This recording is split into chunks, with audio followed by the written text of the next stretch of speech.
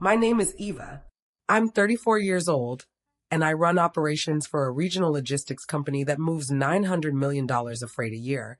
On top of a consulting firm I built myself from a laptop at my kitchen table.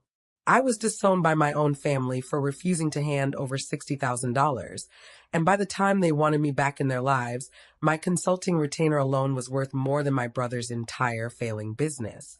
Right now, picture this: a folding table in a hospital family lounge, bad coffee going cold in paper cups, a banner taped crooked to the wall, and my sister-in-law standing up so fast her chair skids backward against the linoleum. I slide a plain manila envelope across the table, and the whole room goes quiet in a way that hospital lounges never usually do. She had just told everyone in that room, in front of my mother's discharge nurse, that I abandoned my own mother at the hospital. What she didn't know was that the parking garage across the street had already emailed me every single ticket I'd ever paid there, time-stamped, itemized, going back 6 weeks.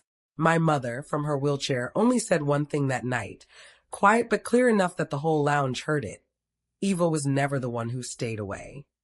If you're watching this right now, drop a comment telling me where you're watching from and what time it is where you are, because I promise you by the end of this, you'll understand exactly why that one line mattered so much. Let me take you back to where all of this actually started. I grew up in Fairlane Heights, a small manufacturing town outside Dayton, Ohio, in a narrow blue house on Corbett Street with peeling paint and a porch swing nobody ever fixed. My mother, Linda, worked the front desk at a dental office for 26 years, and my older brother, Marcus, 2 years ahead of me in school, could do no wrong in that house. I remember the exact shelf in our living room. His baseball trophies lined up in a row, dusted every Sunday, while my report cards went straight into a kitchen drawer nobody opened. When I got into an honors business program at Miami University with a partial scholarship at 17, my mother's first question wasn't congratulations. It was whether I could defer a year so I could help pay down Marcus's used truck loan. I told her I'd think about it. I never deferred. Marcus opened a used auto parts store in 2014 called Corbett Auto Salvage, named after the street we grew up on, and for 9 years it limped along on family goodwill, informal loans, and vendor patience that should have run out years earlier. I graduated in 2013, moved 2 hours away to Columbus, and built a career in supply chain analytics. First as a coordinator making $41,000 a year, sharing a 1-bedroom apartment with a roommate to make rent. Then by 2021 as a senior operations manager making $118,000 a year at Hallberg Distribution. I had a small townhouse on Larkspur Lane, a 5-year-old Honda Civic I'd paid off 11 months early and $11,000. For $100 in a savings account I'd built one careful paycheck at a time, not by luck and not by anyone's help. On September the 9th, 2022, at 7:22 in the evening, my mother called and put Marcus on speakerphone before I'd even said hello properly.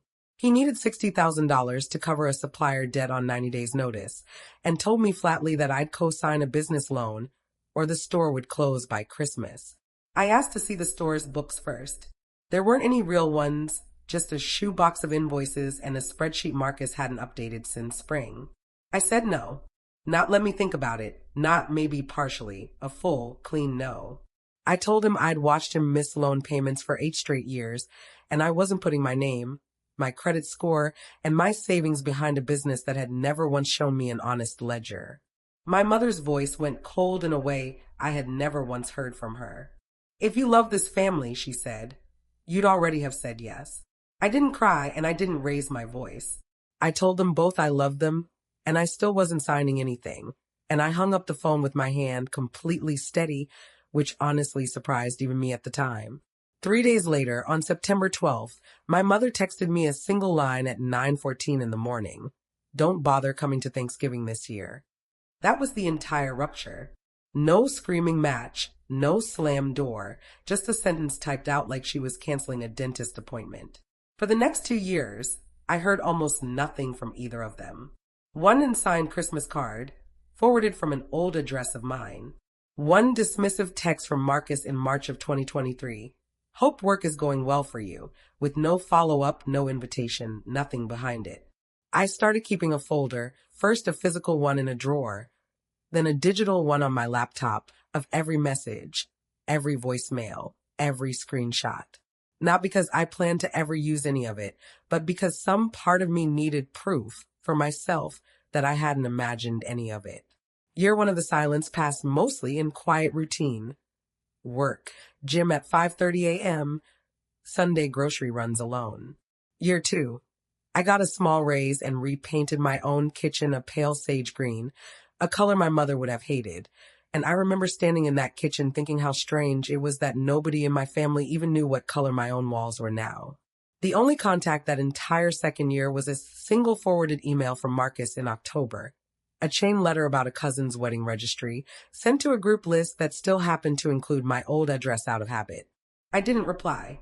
I filed the printout in my folder anyway, next to the Thanksgiving text, because by then documenting things had become less about proof and more about staying honest with myself about what had actually happened between us.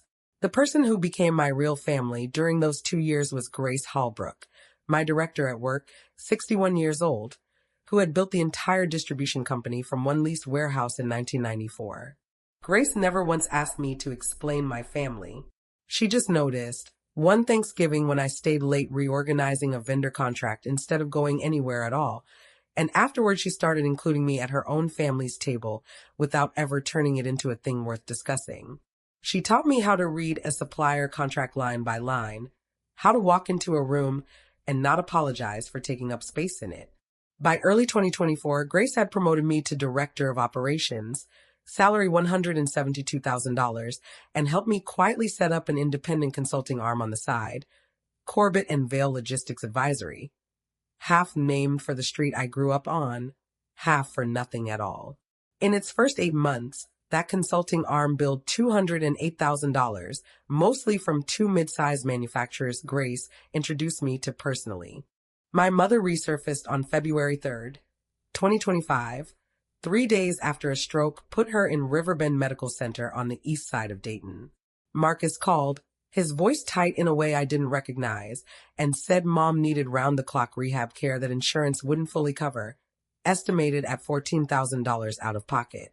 I drove down that same night, no hesitation, and started visiting every single day after that, parking in the Riverbend garage on 5th Street, badge scanning in at the gate, sometimes staying 4 hours at a stretch, sometimes coming twice in one day, once at 6 a.m. before work and again at 9 p.m. after it. I brought her the peppermint tea she liked in a thermos from home, sat through 2 rounds of physical therapy with her in a room that smelled like antiseptic and burnt coffee, held her hand through a blood draw she was nervous about, and never once mentioned money to anyone. Not Marcus, not the hospital billing office, not even Grace, who I'm sure would have quietly covered part of it herself if I'd only asked. What I didn't know was that Marcus's wife, Denise, had left her phone unlocked on the kitchen counter on February 19th, and my cousin Priya, who'd quietly kept talking to me the whole 2 years, everyone else went silent, took a photo of the family group chat before Denise noticed it was open. Denise had typed, if Eva's making that much money now, she can just pay the rehab bill and we stop worrying about it. Marcus had answered, don't say that to her directly. Let her think we actually miss her. Priya sent me that screenshot at 11:40, that same night with no comment attached at all. I read it twice on my kitchen counter, under the same overhead light I'd read that Thanksgiving text under 2 years earlier, and I didn't respond to anyone for 2 full days. I called an attorney, Daniel Osei, on February 21st, mostly to understand exactly where I stood legally, whether I had any financial obligation for my mother's care, whether my name had ever been quietly added to anything without my knowledge. He told me plainly I had no legal responsibility for Marcus's debts or my mother's bills unless I actually signed something myself, and he suggested I keep documenting everything, which by that point I already had 18 months of going back further than he even realized.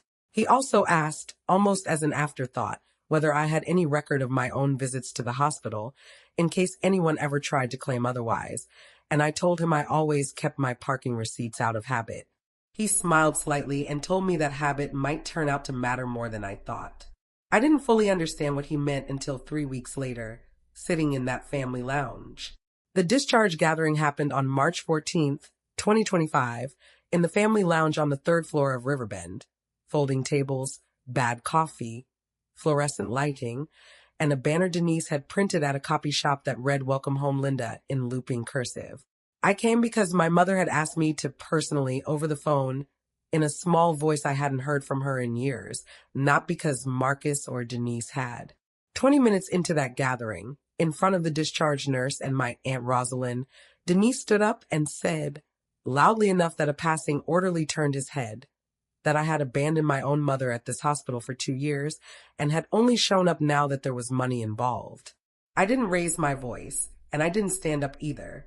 I set my bag down slowly on the table, pulled out the manila envelope Daniel had helped me compile the week before, and slid it across to her.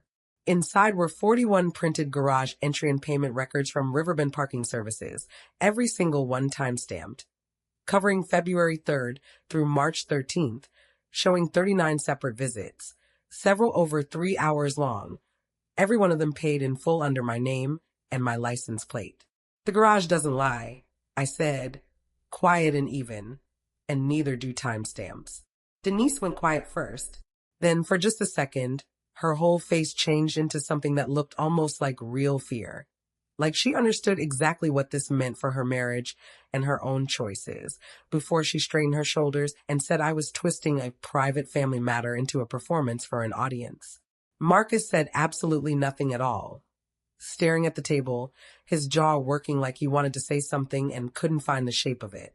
Aunt Rosalind reached over and quietly turned the envelope so she could read the top page herself, and I watched her eyebrows go up as she counted the dates. The discharge nurse, to her credit, said nothing and simply kept charting on her tablet, though I noticed she didn't look away either. My mother, from her wheelchair, looked down at the records, looked up at Denise, and said the only thing that actually mattered in that whole room. Eva was never the one who stayed away. It came out afterward that Denise's own name had co-signed 2 separate loans against Marcus's store using projected income figures that never once materialized, and by June the shop closed for good. Not because of anything I did to them, but because the debts had simply caught up the way debts always eventually do. Priya, who'd never stopped being decent to me through any of it, started coming to my place for Sunday dinner that summer, the one door in that family that had genuinely stayed open the whole time, and we'd sit at my kitchen table, the sage green walls behind her, and talk about nothing important at all, which felt like its own kind of luxury after 2 years of silence. My mother, in the weeks after the gathering, started calling me every Sunday afternoon just to talk. No requests attached to any of it, no mention of Marcus or the shop or money, just questions about my week, my work, whether I was eating enough. Slowly, carefully, on my own terms this time, I let her back into my life. Though I noticed I never once told her the passcode to my new front door, and honestly, I think that was the right call for now. If there's one thing I want you to take away from this, it's that you don't have to raise your voice to be believed. Sometimes the truth doesn't need an argument behind it, just a timestamp. Silence isn't weakness, and receipts don't need an audience to already be true before you ever show them. If this story hit close to home for you, I want to hear it. So tell me in the comments where you're watching from tonight and what time it is right where you are. Subscribe if you want more stories like this one. Share it with someone who needs to hear it today, and I'll see you in the next one.